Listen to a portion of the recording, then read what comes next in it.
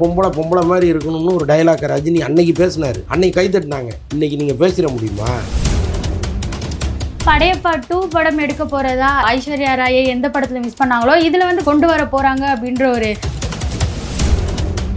எந்த டைரக்டர் போய் கதை சொன்னாலும் இதை மாற்று அதை மாற்று இது வேண்டாம் அது வேண்டாம்லாம் இன்னைக்கு சாதாரண நேற்று வர்ற கவின்னு கூட சொல்கிறாரு. 4 வாரத்தில் அந்த படம் வந்து ஓடிடியில் வரும்னா தியேட்டருக்கு படமாக்க வரமாட்டோம். மாயவரம், தஞ்சாவூர், நாகப்பட்டினம், திருப்பூர், ஈரோடு இந்த மாதிரி நகரங்கள்லேயே சென்னையில் இருக்கிற அளவுக்கு வசதியோடு தியேட்டர்கள் வந்துருச்சு. பல கோடி ரூபா தியேட்டர்களுக்கு செலவு பண்ணி கொண்டு வராங்க. ஓடிடி தான் எதிர்காலம்னா ரஜினி, கமல், அஜித், விக்ரம், சிவகார்த்திகேயன், சூர்யா, தனுஷ், சிம்பு இவங்க வரைக்கும் ஒரு டீ கடையில் உட்காந்து டீ குடிக்கிறாங்க. ரஜினிக்கு வந்து ஒரு பிறந்தநாள் வாழ்த்து கமல் ரெடி பண்ணி அனுப்பியிருக்காரு. முழுக்க முழுக்க ஏஐயில் தயாரிக்கப்பட்டது. நீங்கள் பார்த்தீங்கன்னா கண்ணில் ஒத்திக்கணும். வேள்பாரின்னு ஒரு படம் சங்கரை நம்பி இனி அவ்வளோ பெரிய பட்ஜெட்டு கொடுத்து யாரும் வரமாட்டாங்க, அவருடைய படங்கள் எல்லாம் தோல்வி அடைஞ்சிருச்சு. ஆனால் இன்னைக்கு ஏஐ வந்த பிறகு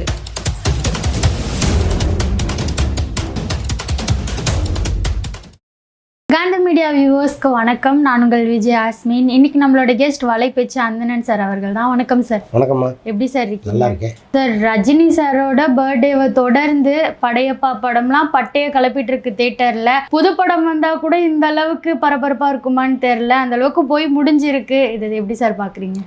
படையப்பா வந்து சூப்பரான படங்க. இப்போ ரஜினி படங்கள் எவ்வளோ படங்கள் இருக்குது. பட் ஏன் படையப்பாவுக்கு இவ்வளோ பெரிய கூட்டம் அப்படின்னா அந்த படம் வந்து அவ்வளோ சுவாரஸ்யமான ஒரு படம். ஆக்சுவலாக இப்போ ரஜினி மாதிரி ஒரு மாஸ் ஹீரோ வந்து தனக்கு இணையான ஒரு கேரக்டரை கூட வர்ற ஒரு ஹீரோயினுக்கு கொடுக்குறாரு அப்படின்னா அதெல்லாம் யாரும் செய்யவே மாட்டாங்க. அந்த படத்தோட கிளைமாக்ஸே ரம்யா கிருஷ்ணன் மேலே போய் முடியும். அப்படிலாம் ஒரு ஹீரோ ஒத்துக்கவே மாட்டாங்க. ஸோ அதன் காரணமாகவும் இந்த படம் வந்து ஒரு மிகப்பெரிய வெற்றி படமாக மாறும். இதை தாண்டி படையப்பா 2 படம் எடுக்க போகிறதா ரஜினி சார் யாரை மிஸ் பண்ணாங்களோ, ஐஸ்வர்யா ராயை எந்த படத்தில் மிஸ் பண்ணாங்களோ இதில் வந்து கொண்டு வர போகிறாங்க அப்படின்ற ஒரு பேச்சு போயிட்டுருக்கு. இது எப்படி சார்? நம்ம படையப்பா 2லாம் எடுக்கவே மாட்டாங்க. சும்மா அவர் ஏதோ சொல்லணுங்கிறதையாக சொல்லிட்டாரு. அந்த மாதிரி படங்கள் இப்போ இந்த காலகட்டத்தில் எடுக்க முடியாது. மொத்தத்தில் பொம்பளை மாதிரி இருக்கணும்னு ஒரு டைலாக் ரஜினி அன்னைக்கு பேசினார். அன்னைக்கு கை தட்டினாங்க. இன்றைக்கி நீங்கள் பேசிட முடியுமா? இன்றைக்கி எவ்வளோ பெண்ணிய அமைப்புகள் இங்கே இருக்குது, எங்களை எப்படி நீங்கள் படத்தில் இழிவுபடுத்தலான்னு கொடி பிடிச்சிட்டு வந்துடுவாங்க. ஸோ அது வேறு. அன்னைக்கு அவர் பேசின எல்லா டைலாக்குமே அன்றைய காலகட்டத்துக்கு சரியாக இருந்துச்சு. இன்றைக்கி அது சரியாக இருக்காது. இன்னொன்று ரைட்டுங்க, நாங்கள் வந்து அதெல்லாம் இல்லாமலே ஒரு படம் பண்ணுறோம் அப்படின்னு சொன்னால் கூட அவங்க ரம்யா கிருஷ்ணன் இறந்துட்டாங்க படத்தில். அதுக்கப்புறம் நீங்கள் அதை என்னவா கொண்டு போவீங்க? ஒரு ஆவியாக திரும்பி வருவாங்களா? அது ஒரு காதல் படமாகவே அது கொண்டு போக முடியாது. அந்த படத்தில் இருந்த ஒரு ஐகானிக் விஷயமே அவரை வந்து அவங்க வெறித்தனமாக லவ் பண்ணது தான். அப்படி இந்த வயசில் அவரும் லவ் பண்ண முடியாது, அவங்களும் பண்ண முடியாது இல்லையா? அப்போ எப்படி அந்த படத்தை கொண்டு போக முடியும்? சும்மா ஏதோ ஒரு ஒரு ஒரு எதிர்பார்ப்புக்காக அவர் சொல்லிட்டார். மற்றபடி அதுக்கெல்லாம் வாய்ப்பு இல்லை. சப்போஸ் அது வேற யாரையாச்சும் வச்சு வேற கதை களத்திலே எடுக்க வாய்ப்பு இருக்கலாம்ல. ரஜினி படத்தில் ரஜினி தாங்க இருக்கணும். வேறு யார் இருந்தாலும் அது ரஜினி படமே கிடையாது. படையப்பான்னா ஒரு படையப்பா தான். அதை விட்டுறது நல்லது. ஒருவேளை ரஜினிக்கே ஐடியா இருந்தால் கூட அது தேவையில்லாத ஒன்று. இந்த படையப்பாவுக்கான மரியாதை இப்படியே தான் இருக்கணும். இல்லை படையப்பா 2ன்னு ஒன்று கொண்டு வந்து இந்த மரியாதையை சேர்த்துக்கு எடுத்துகிட்டு போயிடக்கூடாது. சார், அதே போல் படையப்பால சில விஷயம்லாம் நடந்துச்சு. ரஜினி சார் வந்து யார் சொல் பேச்சும் கேட்க மாட்டார், நான் சொல்கிறது தான் சட்டம், நீங்கள் அப்படி தான் பண்ணணும் அப்படின்லாம் சொல்லியிருக்காருன்னு ஒரு விஷயம்லாம் வந்திருக்கு. இது உண்மைதானா? ஆமாம், அவரே சொல்லியிருக்காரு அந்த இன்டர்வியூவில். கிளைமாக்ஸ் இப்படி தான் இருக்கணும், படத்தில் யாரெல்லாம் நடிக்கணும், அது வரைக்கும் அவர் தான் முடிவு பண்ணியிருக்காரு. அது அவருக்கு அந்த நாலேஜ் இருந்துச்சு, அவர் பண்ணுறாரு. இப்போ எல்லா ஹீரோவுமே வந்து இன்றைக்கி அவங்க கையில் தான் கதை போய் மாட்டிக்கிச்சு. எந்த டைரக்டர் போய் கதை சொன்னாலும் இதை மாற்று அதை மாற்று இது வேண்டாம் அது வேண்டாம்லாம் இன்றைக்கி சாதாரண நேற்று வர்ற கவின்னு கூட சொல்கிறாரு. ஆனால் அவங்களுக்கு அந்த ஸ்டோரி நாலேஜ் இருக்கான்னா இல்லை. ஆனால் ரஜினி மாதிரி ஒரு நாலேஜ் உள்ளவர் ஸ்க்ரீன் பிளேயில், டைலாகில் எல்லாத்துலேயுமே அவருக்கு ஒரு அனுபவம் இருக்குது. அப்போ அவர் சொல்கிறது சரியாக தானே இருக்குது.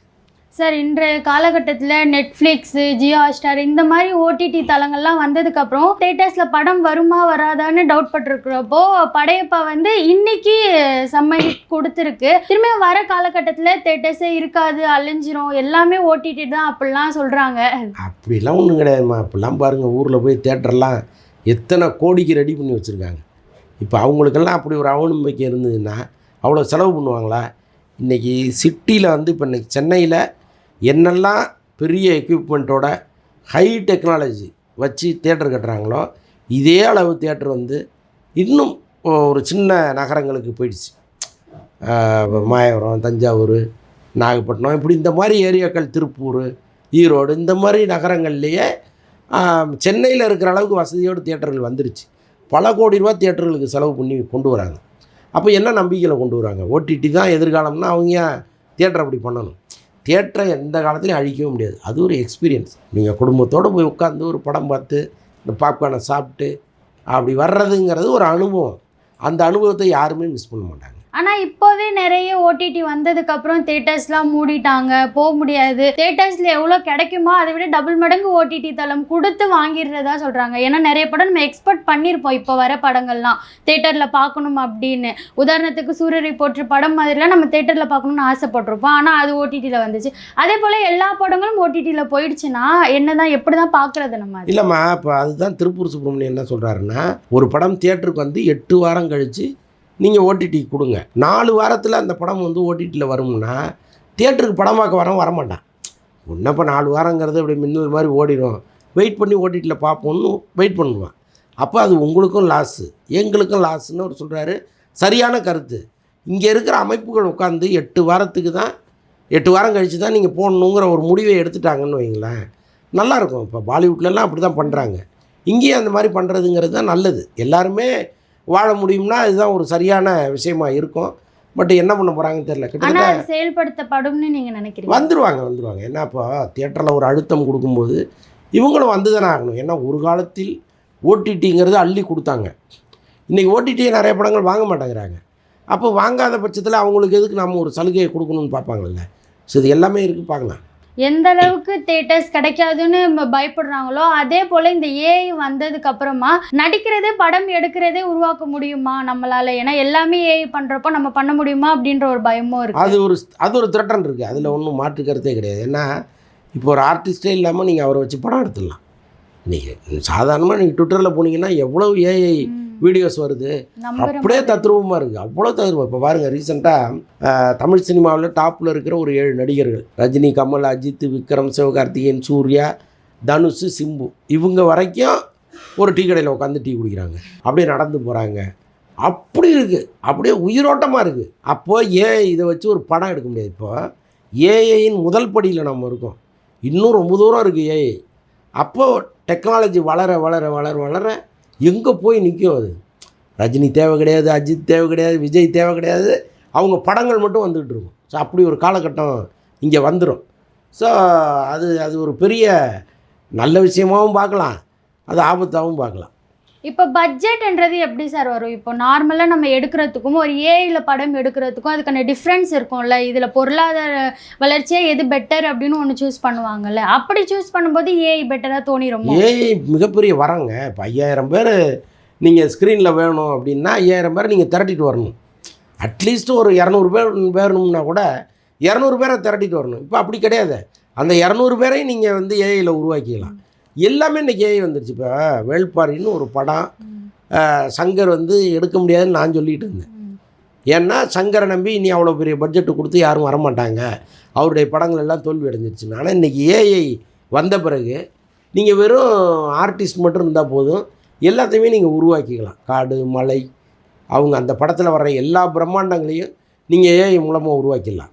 ஸோ அப்படி இருக்கும்போது பட்ஜெட்டே உங்களுக்கு போட்ட பட்ஜெட்டில் ஒரு 25% முடிச்சிடலாம் படத்தை. ஸோ அப்படிலாம் வந்து நல்ல அற்புதமான காலம் வந்துட்டுருக்கு. கற்பனை மட்டும் இருந்தால் போதும், வேறு எதுவுமே இன்றைக்கி வந்து ஒரு ஹீரோ தான் நம்பி சினிமா இருக்குது. ஒரு காலத்தில் டைரக்டர்களை நம்பி இருந்துச்சு, அதுக்கு முன்னாடி தயாரிப்பாளர்கள் நம்பி இருந்துச்சு. ஆனால் இது எல்லாத்துக்கும் பேஸ் வந்து அறிவு, அந்த நல்ல கலையை உருவாக்குகிற அறிவு. அந்த அறிவுக்கான விலைங்கிறதே இங்கே பெரும்பாலும் இல்லாமல் இருந்துச்சு. இப்போ இனிமேல் ஏஐ காலத்தில் நீங்கள் உருவாக்குற அளவுக்கு அறிவு இருந்தால் போதும், மற்றதெல்லாம் அது பார்த்துக்கும். ஸோ அப்படி ஒரு காலம், நல்ல பொற்காலம் தான் அது. நீங்கள் சொன்ன மாதிரி இப்போ சங்கர் வேள்பாரி எடுக்கிறதுனால எதிர்ப்பு தெரிவித்தாங்க. இப்போ கங்குவாரா இந்த மாதிரி படம், வேள்பாரி படம்லாம் இவங்க எடுக்கிறதுக்காக எதிர்ப்பு தெரிவித்தாங்க. இப்போ ஏஐ இப்படின்ற ஒரு விஷயம் வந்ததுக்கப்புறம் எதுக்கவும் முடியாது, எதுவும் பண்ண முடியாதுன்ற பட்சத்தில் அவங்க அந்த படத்தை ரிலீஸ் பண்ண முடியுமா, கொண்டு வர முடியுமா? இல்லை, அதில் எதிர்ப்பு தெரிவிக்கிறது. ஏன்னா மக்கள் சைட்லேருந்து நிறைய எதிர்ப்பு இருக்குல்ல சார், நீங்கள் எடுக்கக்கூடாது, நீங்கள் பண்ணக்கூடாது, தமிழர்களோட படத்தை ஏன் எடுக்கிறீங்க அப்படின்ற. இல்லை அப்படிலாம் யாரும் சொல்லலை. தமிழர்கள் படத்தில் தமிழர்களை நடிக்க வைங்கன்னாங்க. இப்போ வேள்பாரியில் வந்து இப்போ எங்களுக்கு பிஸ்னஸ் நல்லா இருக்குது அப்படின்ட்டு ஒரு ரன்வீர் சிங்கரை கொண்டு வந்து நடிக்க வச்சிங்கன்னு வைங்களேன், இப்போ அது நமக்கு ஒட்டாது. அப்போது ஒரு தமிழனுக்கான படத்தில் தமிழன் இருக்கணும்னு நினைக்கிறாங்க, ஒரு தமிழ் நடிகர் நடித்தா நல்லாயிருக்கும்னு நினைக்கிறாங்க. அது மக்கள் கருத்து. நீங்கள் அதை மீறி ரன்வீர் சிங்கை வச்சு எடுத்தால் இங்கே என்ன பார்க்க மாட்டேன்னு சொல்ல போகிறாங்க? அது கிடையாது, ஒரு கருத்தை சொல்கிறாங்க. இப்போ எதிர்காலத்தில் அதுக்கும் வேலை இல்லாமல் போயிடும். இப்போ உங்களுக்கு யாரை பிடிச்சிருக்கோ, இப்போ விஜய் வந்து அரசியலுக்கு போயிட்டார், இப்போ விஜய் வேள்பாரில் நடித்தா நல்லாயிருக்கும்னு நினைக்கிறாங்கன்னு வைங்களேன், ஒரு பெரிய தொகையை கொண்டு போய் விஜய்கிட்ட கொடுத்துட்டு ஒரு என்ஓசி வாங்கிட்டு முழுக்க ஏஐ வச்சு ஒரு படத்தை எடுத்துடலாம். அது மாதிரி காலம் போயிட்டு. இந்த ஒரு விஷயம் சொன்னதுக்கு அப்புறமா சங்கர் ஏஐல எடுக்கிற படம் அது வருமா, இல்லை பார்ப்பாங்களா? ஏஐல எடுத்த படம் அப்படின்ற இப்போ படையப்பாக்கு இருந்த எக்ஸ்பெக்டேஷன், பூரிப்பு, இதெல்லாம் ஏஐல எடுக்கிற படத்துக்கு வருமா? கட்டாயமாக வருங்க. இப்போ இன்றைக்கி ரஜினிக்கு வந்து ஒரு பிறந்தநாள் வாழ்த்து கமல் ரெடி பண்ணி அனுப்பியிருக்காரு. முழுக்க ஏஐயில் தயாரிக்கப்பட்டது. நீங்கள் பார்த்தீங்கன்னா கண்ணில் ஒத்திக்கலாம், அவ்வளோ அழகாக இருக்குது.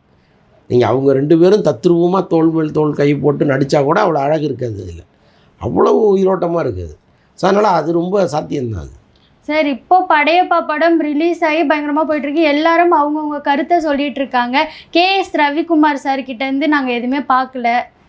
இது எப்படி சார் பார்க்க? இல்லைங்க, அது அவர் படம். அவர் வந்து என்ன கருத்து சொல்கிறது, மக்கள் என்ன சொல்கிறாங்களோ அதை அவர் உட்காந்து கேட்டுக்கிட்டு இருப்பார். என்னப்பா அது வந்து வந்த காலகட்டம் வேறு. இன்றைக்கி ஜென்சி காலத்தில் நம்ம இருக்கோம். இவங்கெல்லாம் படம் பார்த்துட்டு என்ன சொல்லுவாங்கன்னு அவர் காத்துக்கிட்டு இருப்பார். ஏன்னா அவர் சொல்ல வேண்டிய அவசியம் இல்லை, அவர் நீங்கள் என்ன சொல்கிறீங்கன்னு கேட்குறதுக்காக வெயிட் பண்ணுறாரு. சினிமா சம்மந்தப்பட்ட நிறைய விஷயங்களை பகிர்ந்ததுக்கு நன்றி. நன்றி.